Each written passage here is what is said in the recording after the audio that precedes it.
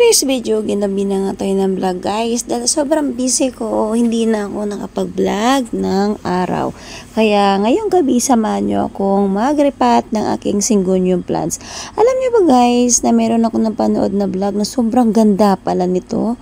Lalo na kapag malagong malago na siya. So, naisipan kong i-combine siya sa isang pot. Palalaguin ko din siya. Experiment ko kung gaano ba siya kaganda tulad ng iba. Ang gamit kong soil nito guys is more rice hull. Ayan.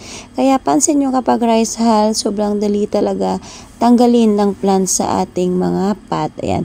Use na pala guys yung gamit kong pot, pero maayos naman yan at malinis. Sinanggalan ko lang siya ng soil kasi gusto kong ipalit yung dating soil kasi nga sobrang hiyang yung aking syngonium dito.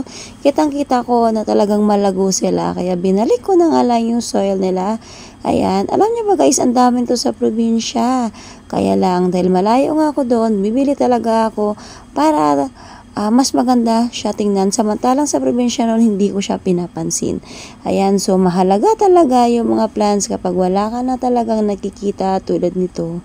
Ayan, so ang gagawin ko guys, palalaguin ko ito, sama-samahin ko. Binawasan ko nga ng isa para hindi nga sila magsiksikan.